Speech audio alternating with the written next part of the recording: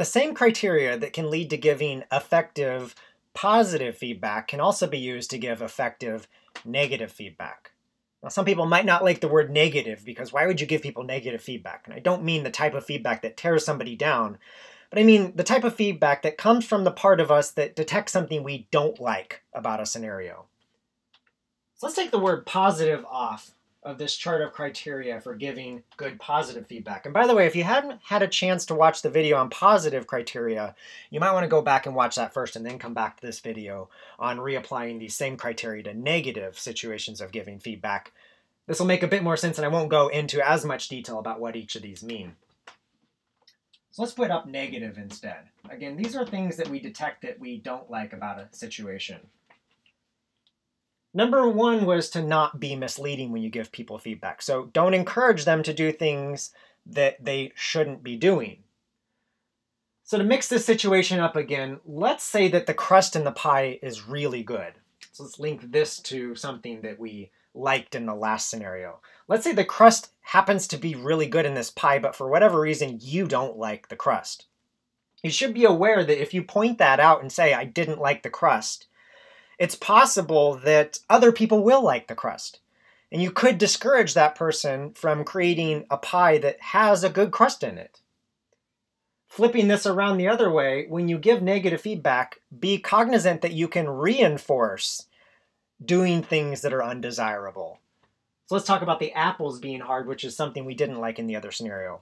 If the apples were hard, but for whatever reason you weren't aware that that was a problem, and you actually like the apples, telling the person that you like the apples could reinforce an undesirable behavior.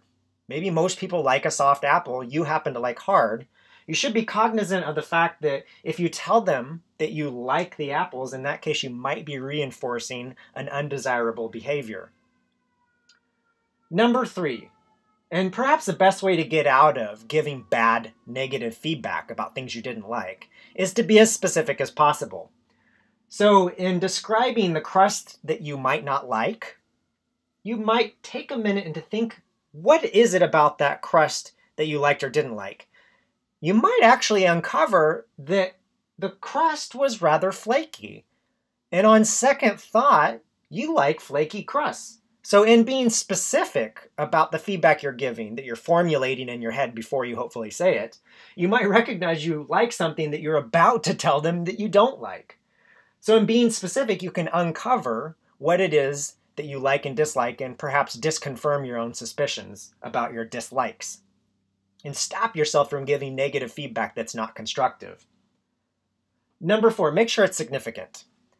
When we were talking about positive feedback, I talked about pointing out that you like the pan because you have nothing else nice to say about the pie that somebody made.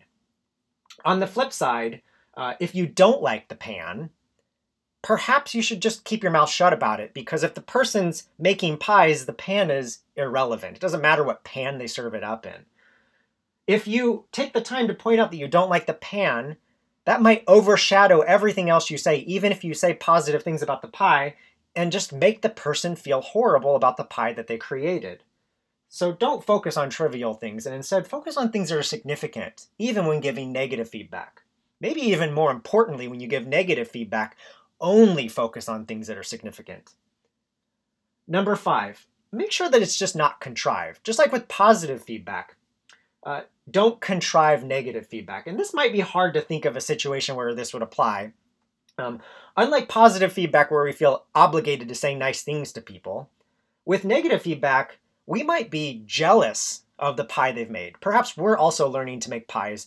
Perhaps they made a really good pie and we wish we could make pies like that. If we are jealous of what they accomplish because we don't have a lot of esteem ourselves, we might say something rather contrived about the pie and how bad it is, just to boost ourselves up and make ourselves feel like they also create bad pies so we don't feel so inconsequential. So make sure that's not contrived when you give negative feedback, that it's not coming from some other source inside of you that's not true to what you really want to convey to this other person.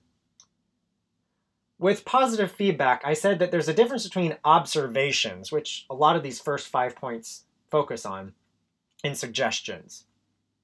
And I said that you should Be careful to decide in a situation if you merely want to observe or if you want to suggest. The problem, and the reason why I said this, has probably more to do with negative feedback. When you don't like something, it's not uncommon to want to go a step further and tell the person what they should do to change something.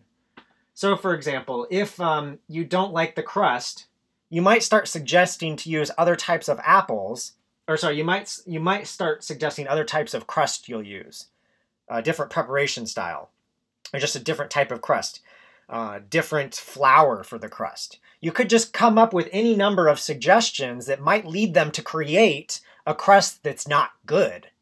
Regardless whether or not this crust is good or not, you might suggest things that won't make it any better, might make it worse. So be careful when giving negative feedback that you don't automatically jump to the conclusion you should throw in some suggestions along with your observations. Wait for the person to tell you that they agree with your observations and then ask them if they would like some suggestions. And number 7 is just to validate the other person.